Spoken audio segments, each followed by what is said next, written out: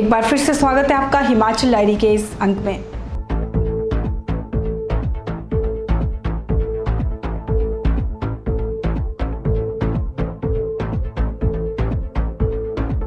पूर्व मुख्यमंत्री प्रेम कुमार धूमल ने राष्ट्रीय राजमार्ग पर बन रहे खराब क्वालिटी के डंगों पर सवाल उठाए हैं और ऐसे डंगे बनाने वाले ठेकेदारों और अफसरों पर कार्यवाही की मांग की है।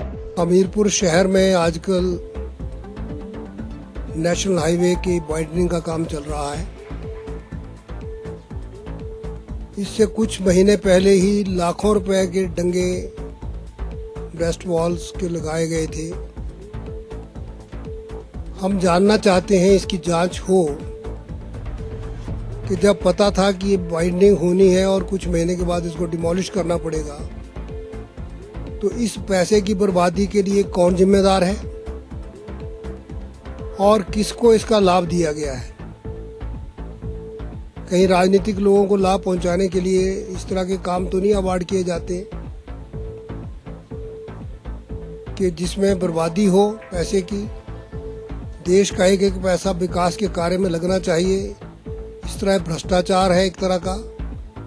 और इसी प्रकार से जो नेशनल हाईवे का बाईपास शहर से बना है, उसमें भी कई तीखे मोड़ इस तरह के बनाए गए जहां बहुत सारी दुर्घटनाएं हो रही हैं, कई लोगों की जानें जा चुकी हैं।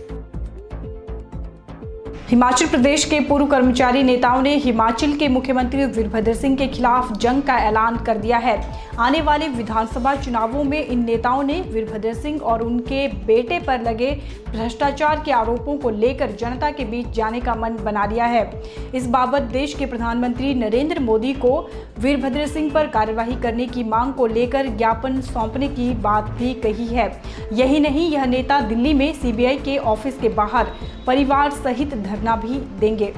प्रदेश सरकार द्वारा निलंबित किए गए कर्मचारी नेताओं ने वीरभद्र सिंह के खिलाफ लड़ाई लड़ने के लिए हिमाचल सर्व कर्मचारी पेंशनर श्रमिक युवा बेरोजगार संयुक्त मोर्चा का गठन किया, जिसके बैनर तले यह कर्मचारी सीएम के खिलाफ जनता के बीच जाएंगे।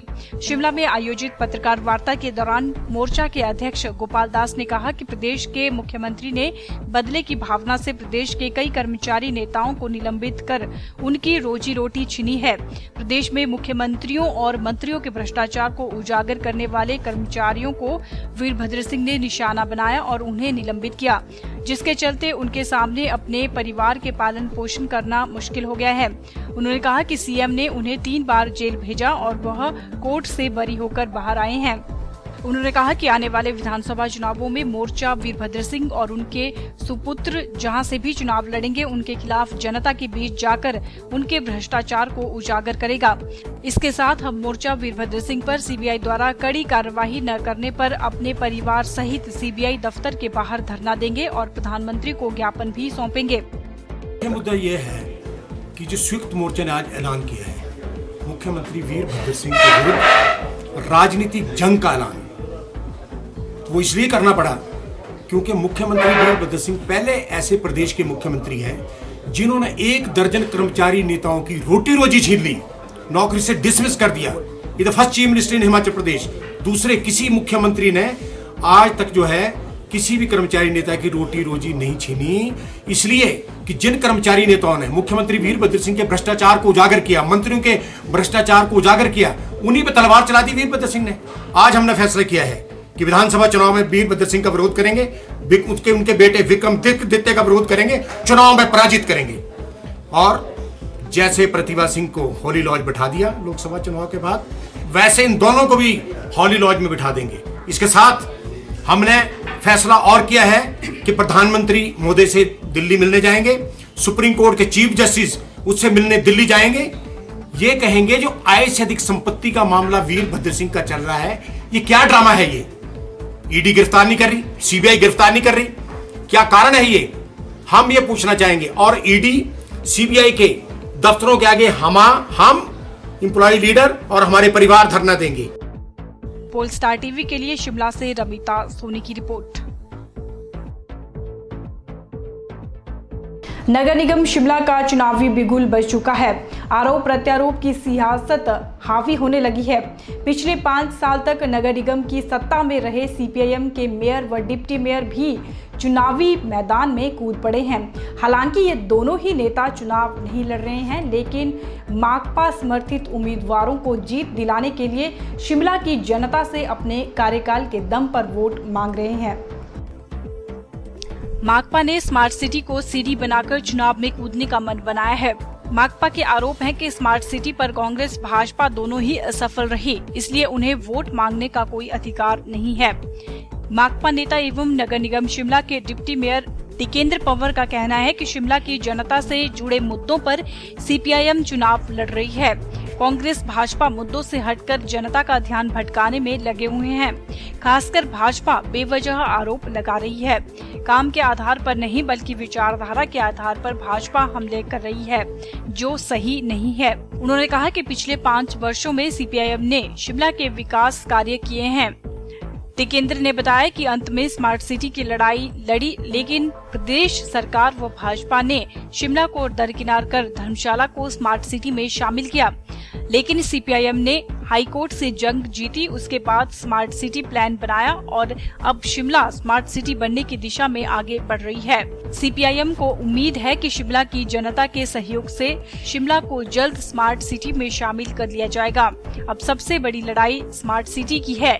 यदि फिर से सीपीआईएम को शिमला की जनता निगम की सत्ता सौंपती है तो शिमला की बदलती तकदीर नई तस्वीर में बदल जाएगी। वो संघर्ष जो हम कोर्ट में ले गए और कोर्ट से एक्चुअली स्ट्रक्चर्स पास हुए हैं हम कुछ ऑफिसर्स के भी खिलाफ, और उसमें जो एफिडेविट है दोनों भाजपा कांग्रेस के, उससे वो पूरे नंगे होते हैं। वो एफिडेविट साफ कह रहे हैं कि शिमला स्मार्ट सिटी नहीं होना चाहिए था। तो एक तरफ आप बोल रहे हो कि शिमला स्मार्ट सिटी नहीं होना चाहिए था, मतलब वहाँ वो इन्वेस्टमेंट नहीं होनी चाहिए थी, तो आज किस मुंह से आप मांगने जा रहे हो? तो हमारे आपके माध्यम से अपील है लोगों के बीच में कि जिसने इसकी बुनियाद रखी है वो हम लोग हैं, और वो बुनियाद जिसमें आज हम करीब 4700 करोड़ का एजेंडा और बजट 5 साल के लिए लेकर जा रहे हैं, जिसने वो बुनियाद रखी है वही लोग जीतने चाहिए। अगर बुनियाद कोई और रखेगा और घर कोई और बनाने के लिए आएगा तो वो घर पूरा का पूरा भूकंप विरोधी नहीं रहेगा, वो सत्यानाश उस घर का हो जाएगा। इसलिए हमारी जनमानस से अपील है कि जो, और स्मार्ट सिटी एक पहलू है, उसमें और भी बहुत सारे पहलू, लेकिन ये बहुत महत्वपूर्ण है क्योंकि ये पैसा आपको मिल रहा है और उसकी जो कॉन्ट्रीब्यूटिंग ग्रांट है वो 2 करोड़ वाला बजट नहीं है। ये शहर ऐसा है जिसका 400 करोड़ अपना बजट है, 1200 करोड़ के आसपास हम वर्ल्ड बैंक के साथ जा रहे हैं। तो पूरा कन्वर्जेंस के साथ हम करीब 4700 करोड़ की इन्वेस्टमेंट पर जा रहे हैं। ये दुख इस बात का है कि बीजेपी कांग्रेस की मिली भगत से ये जो 2 साल पहले यहाँ इन्वेस्टमेंट हो जानी थी, चाहे वो अंडरग्राउंड डक्टिंग, जैसे आपने देखा बिजली आई और ये बर्फ गिरी तो बिजली चली गई, ये सब जो सवाल है, ये सब सवाल हम मीट कर सकते थे अगर वो पैसा या इन्वेस्टमेंट शुरू हो जाती। और इसके लिए अगर कोई जिम्मेवार है तो वो जिम्मेवार है हमारा जो दोनों भाजपा और कांग्रेस, इसलिए किस मुंह से वोट मांगने जा रहे हैं? एक्चुअली हम आपके माध्यम से लोगों को ये अपील करना चाह रहे हैं, उनको पूछना चाहिए कि आपने धोखा किया है हमारे साथ, हमारे शिमला वासियों के साथ। पोल स्टार टीवी के लिए शिमला से रमिता सोनी की रिपोर्ट। कुछ दिन पहले मुख्यमंत्री वीरभद्र सिंह द्वारा दल बदलुओं पर दिए गए बयान पर पूर्व मुख्यमंत्री प्रेम कुमार धूमल ने अपनी प्रतिक्रिया व्यक्त की है। क्या कहा प्रोफेसर प्रेम कुमार धूमल ने, आइए आपको सुनाते हैं। अब मुख्यमंत्री किस पे टिप्पणी कर रहे थे, मुझे लगता है वो अपने दल के बारे में कह रहे होंगे कि जो उनकी पार्टी में लोग जा रहे हैं उनका वहाँ कोई महत्व नहीं होगा। राजनीति में लोग समय पर विचारधारा से प्रभावित होकर अपना दल बदल लेते हैं। 2 तरह का दल बदल होता है, एक स्वार्थ के लिए किया गया दल बदल, इसमें कोई समस्या है तो उसका समाधान करने के लिए लोग जाते हैं, सत्तारूढ़ दल का लाभ देने के लिए लोग जाते हैं, और कुछ लोग होते हैं जिनको लगता है कि ये इस पार्टी की विचारधारा से मेरा मन की बात ठीक बैठती है, मुझे इसमें होना चाहिए। अगर वो राष्ट्र निर्माण की दृष्टि से किसी दल में जाते हैं तो वो सकारात्मक परिवर्तन है, लेकिन स्वार्थ के लिए किसी का जाना निश्चित तौर पे स्वार्थ के लिए होगा तो उसका कोई महत्व नहीं, और ऐसे लोगों को महत्व मिलना भी नहीं चाहिए। हमीरपुर में चल रहे मोदी फेस्ट के अंतिम दिन प्रदेश भाजपा सह प्रवक्ता नरेंद्र अत्री ने कहा कि यह काफी सौभाग्य की बात है कि देश को पहली बार ऐसी सरकार मिली है जो अपना कार्यकाल पूरा होने से पहले अपनी उपलब्धियों को देश के कोने कोने में आम जनमानस तक पहुंचा रही है।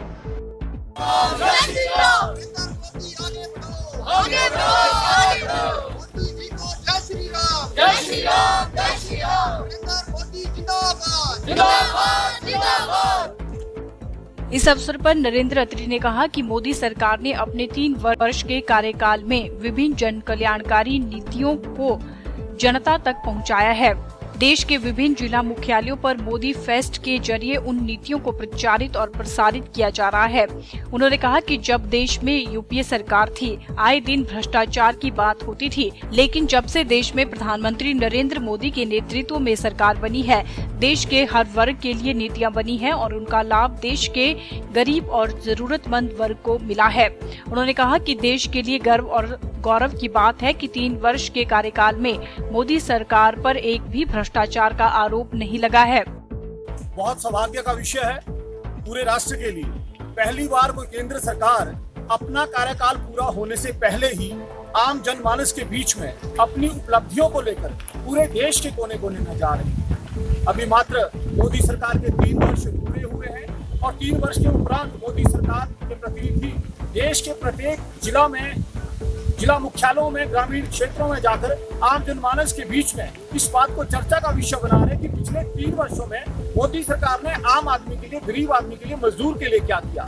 जबकि इससे पहले की जो यूपीए की सरकारें थी, यदि उनका कार्यकाल की तरफ हम नजर दौड़ाएं तो हम पाएंगे कि किस तरह एक के बाद एक भ्रष्टाचार के कारनामे, एक के बाद एक असफलताएं यूपीए की उस दौरान देखने को मिलती थी जब इस देश के अंदर यूपीए की सरकार थी। पर सौभाग्य से श्रीमान नरेंद्र मोदी जी के नेतृत्व में 3 वर्षों में जहां एक तरफ इस देश के युवा के लिए, इस देश के किसान के लिए, इस देश के बागवान के लिए, इस देश के मजदूर के लिए, इस देश के प्रत्येक वर्ग के उत्थान के लिए नीतियां बनी, वहीं दूसरी तरफ भारत की जो छवि दागदार यूपीए सरकार ने की थी, उस छवि को पूरे विश्व स्तर पर सशक्त बनाने का किसी ने काम किया तो देश के सम्मानीय प्रधानमंत्री श्रीमान नरेंद्र मोदी जी ने किया। मैं आभार व्यक्त करता हूं श्रीमान नरेंद्र मोदी जी का, उनकी सरकार का। इसके साथ साथ भाई अनुराग ठाकुर जी जो हमीरपुर संसदीय क्षेत्र के हमारे युवा सांसद हैं, उनका भी आभार व्यक्त करता हूं, जो बहुत अच्छे तरीके से अपने जहां चुनावी वायदों को पूरा करने के लिए दिन रात प्रयासरत हैं, वहीं इसके साथ साथ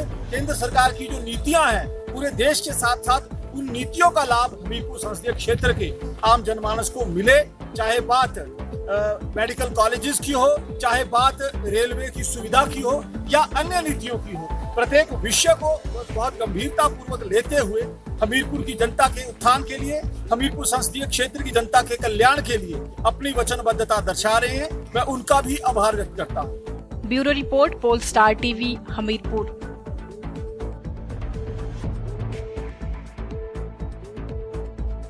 प्रदेश की 4000 करोड़ की फल आर्थिकी पर मौसम की बेरुखी इस बार भारी पड़ी है। ओलावृष्टि और तूफान के कारण प्रदेश में अब तक बागवानी को 200 करोड़ रुपए का नुकसान हुआ है। ओलावृष्टि और तूफान के कारण प्रदेश में अब तक बागवानों को 200 करोड़ का नुकसान हो चुका है। इस माह कुछ क्षेत्रों में हुई भारी ओलावृष्टि से फलों के नुकसान का आंकड़ा अभी और बढ़ सकता है। अभी तक विभाग को इस बारे में रिपोर्ट प्राप्त नहीं हुई है। बागवानों को सबसे अधिक नुकसान मई माह में हुई ओलावृष्टि से हुआ।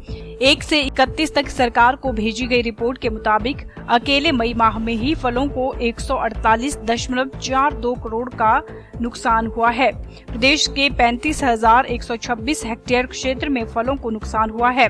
इससे 53,859 किसान प्रभावित हुए हैं। मौसम विभाग ने अगले 2 दिनों तक तूफान और ओलावृष्टि की चेतावनी जारी की है। ऐसे में नुकसान का ये आंकड़ा अभी और भी बढ़ सकता है। फ्लावरिंग के वक्त हुई बेमौसमी बारिश के कारण कम ऊंचाई वाले व मध्यम ऊंचाई वाले क्षेत्रों में पहले ही कम फसल बताई जा रही थी। वहीं विभाग ने इस माह ओलावृष्टि से हुए नुकसान की भी रिपोर्ट मांगी है। हिमाचल में सबसे अधिक सेब की पैदावार करने वाले जिला शिमला को मौसम ने बड़ा झटका दिया है। मौसम की बेरुखी ने यहां के बागवानों को अब तक 115.93 करोड़ रुपए का नुकसान झेलना पड़ा है।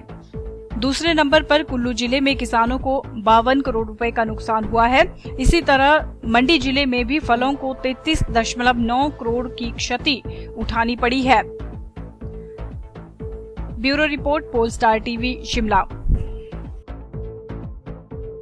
ऑफिस लापतागंज एवं भाभी जी घर पर हैं जैसे मशहूर सीरियल में अपने अभिनव का लोहा मनवा चुके टीवी कलाकार रोहिताश्वर गौड़ शिमला में हैं। वह अपने पिता स्वर्गीय सुदर्शन गौड़ द्वारा उनके द्वारा शुरू की गई ऑल इंडिया आर्टिस्ट एसोसिएशन के सौजन्य से आयोजित करवाए जा रहे all India drama and dance प्रतियोगिता को सफल बनाने के लिए शिमला पहुंचे हैं। रोहिताशु का कहना है कि इस भागदौड़ भरी जिंदगी में लोग कॉमेडी ज्यादा पसंद करते हैं और अब दर्शक रोने धोने के सीरियल्स पसंद नहीं करते। यही वजह है कि वे कॉमेडी सीरियल्स में ज्यादा नजर आते हैं, लेकिन यदि उन्हें गंभीर रोल भी मिलते हैं तो वह करने से चूकेंगे नहीं। उन्होंने अपने स्ट्रगलिंग के दिनों की बात बताई और कहा कि मुंबई का सफर काफी कठिनाई भरा रहा, लेकिन अपनी प्रतिभा के दम पर वे आज इस मुकाम पर पहुंचे हैं। रोहिताशु ने बताया कि हिमाचल में थिएटर को आगे ले जाने की जरूरत है, जिसके लिए अनुपम जैसे कलाकार कुछ कर सकते हैं। उन्होंने कहा कि मराठी और गुजराती की तरह दर्शक हिंदी रंगमंच को देखने नहीं आते। यही वजह है कि रंगमंच दिन प्रतिदिन पिछड़ता जा रहा है और कलाकार रोजी रोटी के लिए संघर्ष करते हैं। उन्होंने कहा कि टीवी ने बहुत से कलाकारों को एक नई जिंदगी प्रदान की है। इससे पहले हिंदी कलाकार हमेशा पैसे के लिए मोहताज रहते थे। आपको बता दें, शिमला में 10 जून तक ऑल इंडिया ड्रामा डांस प्रतियोगिता का आयोजन किया जा रहा है। इसमें क्लासिकल डांस के साथ वेस्टर्न डांस भी आयोजित हो रहा है। इस प्रतियोगिता में 16 राज्यों से प्रतिभागी आए हैं, जिनमें 160 डांस रखे गए हैं और 10 डांस हिमाचल के कलाकारों के हैं। ये फंक्शन जो है ये मेरे पिताजी श्री सुदर्शन गौड़ ने शुरू किया था, जो दुर्भाग्यवश 6 अक्टूबर को इस दुनिया से चले गए। तो ये 62वां कंपटीशन है जो लगातार चलता रहा। पहले पिताजी करते थे, अब जो है पूरी एसोसिएशन का जो है वो पूरा सिनेरियो चेंज हो गया है। अब चेयरमैन की कुर्सी पर मैं हूँ, ऑर्गेनाइजिंग सेक्रेटरी मेरी वाइफ है। तो इसमें जो है लगभग 150 के करीब डांसेस हैं और 25 के करीब नाटक दूर दराज के क्षेत्रों से आए। लगभग 16 स्टेट्स हम लोगों ने कवर किए हैं इस बार, और हम लोग ट्रिब्यूट दे रहे हैं अपने फादर श्री सुदर्शन गौड़ को for his outstanding contribution in the field of art. आगे कुछ बदलाव करने की बात कर रहे हैं आप, किस तरह का बदलाव रहेगा? जी, बदलाव इस तरह से करने की सोच रहे हैं क्योंकि हम लोग पहले पूरी तरह से एमेचर स्टेज से डील कर रहे थे। तो अब हम इसमें धीरे धीरे प्रोफेशनल लोगों को भी शामिल करने की सोच रहे हैं, प्रोफेशनल कम एमेचर, ताकि एमेचर लोग हमारे प्रोफेशनल्स को देख के काफ़ी कुछ सीखें और उनके रंगमंच में ग्रोथ हो, जो कि काफ़ी रुकी हुई है अभी भी। तो एक्सपेरिमेंट्स में हम लोग राष्ट्रीय नाट्य विद्यालय रंगमंडल को बुलाने की सोच रहे हैं। भारतेंदु हरिश्चंद्र, वो जो लखनऊ की यूनिवर्सिटी है, उसको, Indian theatre Chandigarh, north zone cultural centre Patiala, या मंडी का जो हमारे सुरेश शर्मा जी का एक्टिंग स्कूल है, वहाँ से भी प्रोडक्शन बुलाएंगे। हम उन्हें स्पॉन्सर करेंगे बकायदा। हिमाचल लाइन में आज फिलहाल इतना ही। मोनिका ठाकुर को दीजिए इजाजत। नमस्कार।